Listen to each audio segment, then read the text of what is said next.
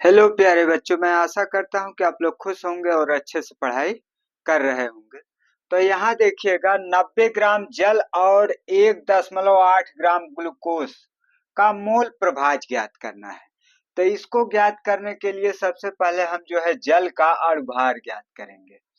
तो जल का अणुभार यानी ये मानते हैं जल का अणुभार निकालते हैं। तो जल का अणुभार, तो जल जो है H2O होता है। तो आप जानते हैं हाइड्रोजन का अणुभार 1 होता है, ऑक्सीजन का 16 और 2 परमाणु है हाइड्रोजन का। तो हाइड्रोजन का अणुभार 1 होता है और 2 परमाणु है।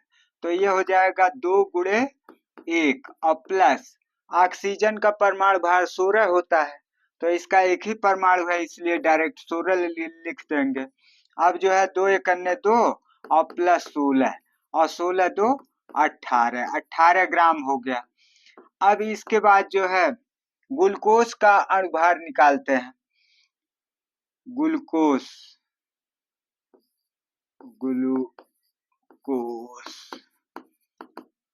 ग्लूकोज का अणुभार, तो ग्लूकोज का अणुभार निकालने के लिए ग्लूकोज का सूत्र होता है C6H12O6। तो यहाँ जो है कार्बन का अणुभार जो है 12 होता है और यह 6 कार्बन है तो 6 गुणे 12 हो जाएगा और प्लस हाइड्रोजन का अणुभार 1 होता है और 12 परमाणु है तो 12 गुणे 1 हो जाएगा। अब इसके बाद जो है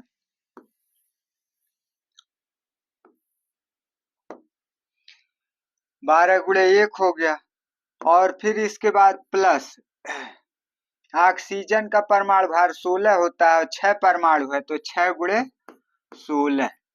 तो यहाँ 12 छक 72 और 12 कन्ने 12 तो 12 हो गया यहाँ और 16 छक्का 96, 16 छक्का 96 तो 72 और 12 और 96 जोड़ने पर जो है 180 आता है, क्योंकि 6 2 8 6 2 8 2 10 शून्य हासिल 1 और 9 1 10 10 7 17 1 हासिल 18 180 ग्राम। तो 180 ग्राम हो गया। यह जो है ग्लूकोज का अणुभार। अब जो है हम दोनों का मोलर द्रव्यमान ज्ञात करेंगे। तो मोलों की संख्या, तो मोलों की संख्या ज्ञात करेंगे। तो पहले के मोलों की संख्या हमको निकालना है ग्लूकोज के मोलों की संख्या। तो ग्लूकोज के मोलों की संख्या ज्ञात करनी है तो पहले ग्लूकोज की मोलरता ज्ञात करते हैं।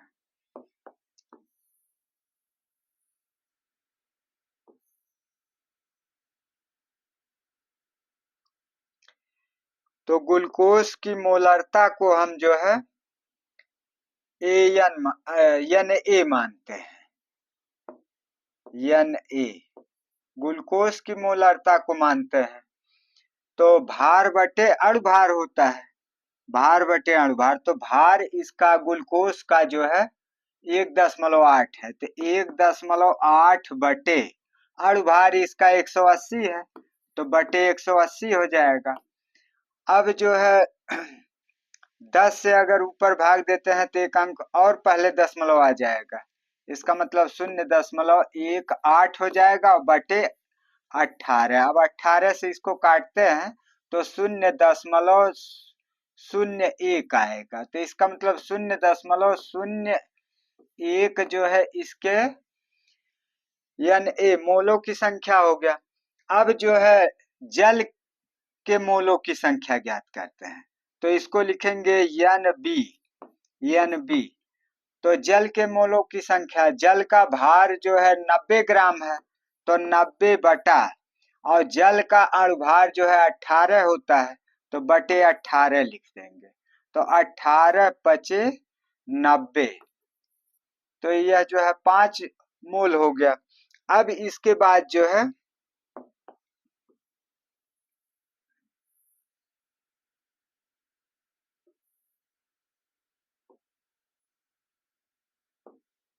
अब हम इसका जो है मोल प्रभाज ज्ञात करते हैं।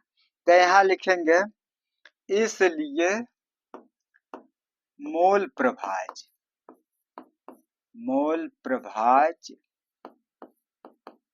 बराबर NA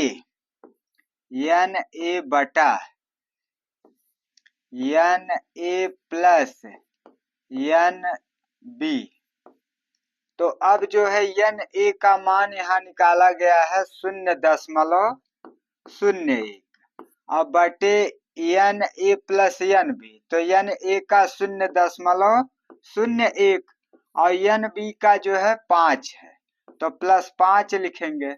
अब यहाँ जो है 0.01 प्लस 5 को जोड़ते हैं तो 5 यहाँ लिखेंगे 5.00 और इसको जोड़ेंगे तो 5.01 हो जाएगा। तो यह हो गया नीचे वाले का मान और ऊपर वाला 0.01 है।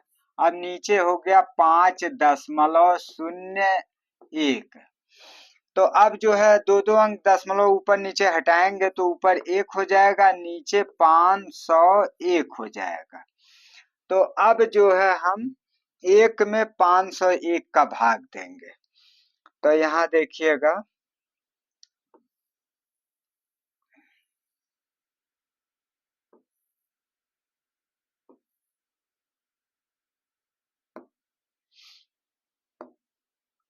अब 1 में हम 501 का भाग देते हैं। तो अब 1 में भाग जाएगा नहीं, तो यहाँ दशमलव लगा के 0 बढ़ाएंगे तो यहाँ 0.0 लिखेंगे। तो अब भी भाग नहीं जाएगा, तो यहाँ भी 1 0 बढ़ाएंगे, यहाँ भी 1 0 बढ़ाएंगे। अब भी इसमें भाग नहीं जाएगा, तो फिर यहाँ 1 0 बढ़ाएंगे, यहाँ 1 0 बढ़ाएंगे। अब जो है 5 दूना 10, 2 बार भाग जाएगा नहीं, 1 बार भाग जाएगा। 1 बार जाएगा तो 501 लिखेंगे। अब यहाँ घटाएंगे तो 9 होगा, यहाँ 9 होगा और यहाँ 1 चला गया है तो 9 में से 5 जाएगा 4 होगा, 499। अब फिर यहाँ आगे 0 बढ़ा सकते हैं। तो अब जो है फिर भाग देंगे तो 5 9 45, 5 9 45 लगभग 9 बार जाएगा। तो 9 1 9 हो गया और 9 सुनाए 0 और 9 पचे 45। तो 0.0019 0.0019 इसका मतलब इसका सी पार्ट जो है सही उत्तर है।